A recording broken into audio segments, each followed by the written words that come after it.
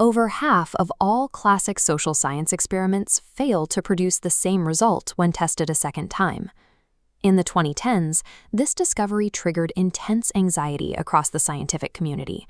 Decades of accepted research in psychology, economics, and medicine suddenly looked entirely unreliable. The anxiety stems from a foundational scientific philosophy known as positivism.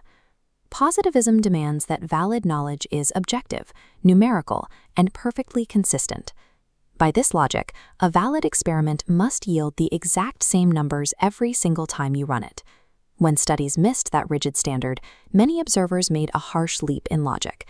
They assumed a failure to perfectly replicate an old finding automatically proved the original researchers were either sloppy or deliberately fraudulent. The high rate of failure suggests that the crisis is actually a diagnostic signal. We are seeing the limits of using a rigid numerical ruler to measure subjects as intricate as human beings. Social science cannot be judged like physics. A human being is not a heavy stone falling through a sterile vacuum. Human behavior is intensely sensitive to context. A student answering a survey might give completely different responses depending on whether they just received good news or if they are taking the test in a loud, stressful environment. Even a single person contains variables that fluctuate by the hour. Their memory, their social position, and their past traumas dictate how they interpret a researcher's questions. Because of this, human societies operate as complex systems. Labeling a study a failure simply because it didn't generate identical data on a second try ignores how these systems actually function. Expecting a person to act with the predictable output of a factory line requires stripping away all the nuance, culture, and meaning that defines social life in the first place. To understand why studies falter, we have to split the monolithic idea of replication into three distinct layers. The innermost layer is reproducibility. This asks if you take the exact same data and analysis code, do you get the same result? A failure here is usually a problem of transparency, like missing raw data. The next layer out is robustness.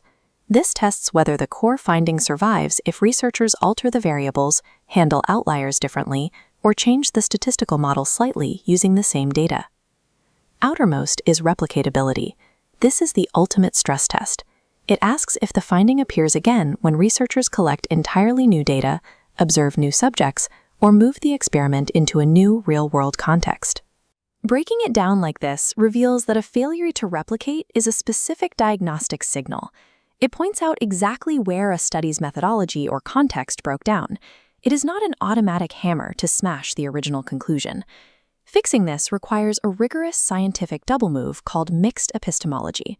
Researchers first use hard numerical data to observe that a relationship exists, and then employ interpretive methods to understand exactly why it happens. The primary tool for this is thick description. Instead of merely recording the physical action a subject takes, thick description thoroughly documents the participants' specific intents, their cultural background, and the situational context driving their choices. To keep this qualitative data highly rigorous, social scientists use structured models like the Miracle Framework. It forces researchers to verify that narratives accurately balance participants' true emotions with the researcher's own interpretations. By exhaustively linking the data to its specific sociocultural setting, researchers create a deep contextual map. This map allows future scientists to see exactly which variables matter when trying to transfer the finding to a new population. Capturing the why and how of human behavior through thick description is a necessary evolution of scientific rigor. It holds equal weight to measuring the numerical how much. We have to reframe the purpose of replication. It operates best as a lamp meant to illuminate dark corners like hidden data, sloppy coding practices, and ignored social contexts. Replication becomes a stick when cynics use low replication rates to blindly beat and dismiss the entirety of the social sciences. The social sciences still urgently need to improve. Reformers are right to demand open data, strict pre-registration of hypotheses, and extreme analytical transparency from every researcher.